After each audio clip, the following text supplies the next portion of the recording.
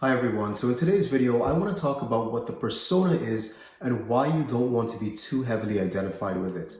So first of all, the word persona is a Latin word that refers to the mask that was worn by an actor in ancient Greek theater. And in Jungian psychology terms, it refers to the face of the personality that we show to the world, basically.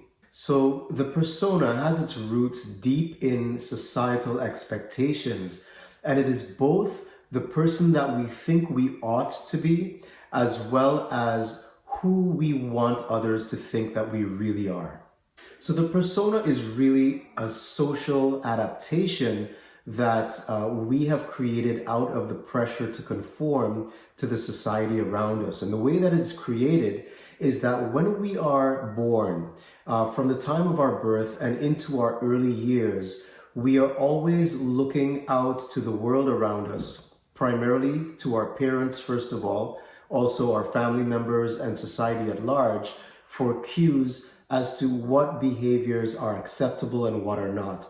So on an unconscious level, anything that we are praised for, anything that we see is looked favorably upon, are things or aspects of personality or behaviors that we decide that we are going to put out to the world, that we are going to integrate into our personas, into our social masks, so that we can gain the acceptance of others around us. So a good metaphor for the persona is a social media profile. When someone creates a social media profile, they pick the very best photo of themselves and they only put out information into the profile that they think will win them acceptance and have them viewed in a positive light.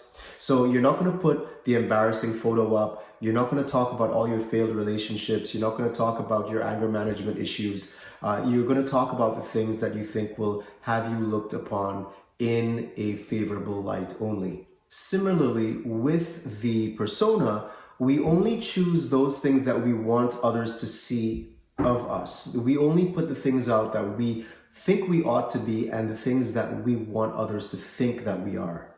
Now, the concept of the persona is very heavily related to the concept of the ego, and there's a lot of overlap because they are both aspects of our waking conscious minds, but they are not one and the same. They are not exactly the same thing. So the persona is that which we are putting out to other people, but our ego is a little bit bigger in that it can also encompass things that we know about ourselves that we don't necessarily want others to know about us. Now, it's actually a good thing to have a healthy persona because it's the interface whereby we relate to other people. So think of it like when you give a gift, you put it in the appropriate type of packaging so that it would be seen for what it's supposed to be presented as. But the thing about the persona is that we do not want to be too heavily identified with it. So the first reason why you don't want to be too heavily identified with your persona is that you become a chronic conformist.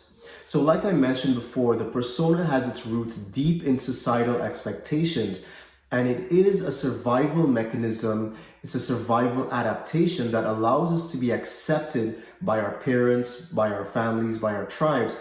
Because when we are very little children, we are very helpless beings. And so it is a survival mechanism. But if we are too rigidly identified with our personas, especially into our later years, that shows itself as chronic conformity to the norms in society. So what that would look like is that if everyone is going along with something, we feel compelled to do the same. So the second reason why we don't want to be too heavily identified with our personas is that the more prominent the persona, the more shadow content there is in our unconscious minds. And so briefly, let me talk about what the shadow is. So in the process of creating a persona for ourselves in our very young stages of life, when we are observing the world and observing the people around us, in as much as there are things that we want people to think of us as, there are also behaviors that we exhibit, or there are personality traits that come out where we actually get a negative feedback from those. And we realize that whether on a conscious or an unconscious level, we don't want to be seen in those ways because they don't gain us acceptance. And so those traits don't just go away, they become repressed into our unconscious minds, into that which we refer to as the shadow. Now, the thing about having a very prominent shadow or having a lot of shadow content as a result of being too rigidly identified with our personas is that the aspects that are in our shadows never actually go away. They are still in our unconscious minds. And basically, the times when they rear their heads are whenever we see those attributes in other people. So whenever we see attributes that are in our shadow in other people, we become triggered, we become very adverse to those people, we become very annoyed by such people.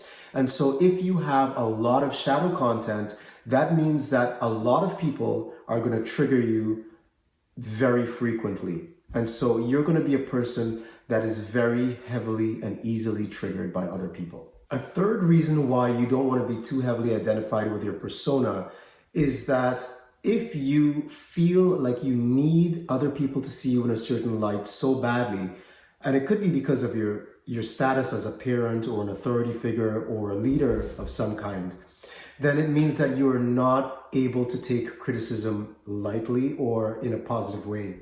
So if you are criticized in any way for having certain traits that are not what you want other people to see you as having, then it means that you might do everything in your power to silence that criticism, or at the very least not listen to it or not want to pay it any heed at all. And therefore you won't be able to actually make changes that you need to make in your personality structure as a result of positive criticism that may be coming from other people. So the bottom line is this: our personas are only a very small part of our egos. And our egos, being all the thoughts that we have about ourselves, are only the tip of the iceberg of the total self that we are, our true expansive nature. And so if we want to live lives of authenticity, if we want to live lives of success, if we want to live lives from a true sense of choice, we don't want to be pigeonholed into any small aspects of ourselves that are fearful of breaking free from certain types of conditioning because we are afraid of being seen in certain types of ways by other people. And so we need to start what we call the individuation process, the process whereby we reclaim all the parts of ourselves and live from a place of true choice. And the way that you want to start doing that is by having more self-awareness. And a very good way of having more self-awareness is starting to become more mindful of our own thoughts and our own patterns. And we do that through meditation, we do that through mindfulness, because these are practices that allow us to create space around our thoughts. The other way that you can get the most out of this process, and the way that you can actually take this process a lot further than what you can do on your own, is by working with a coach that is able to see your blind spots and help you through those. So that's it for today. If you got any value from this video, I'm going to ask you to like the video, share it if you think that there is someone else that can benefit. And by all means, if you're interested in more information like this on personal development, feel free to subscribe to the channel. Have yourselves a great day.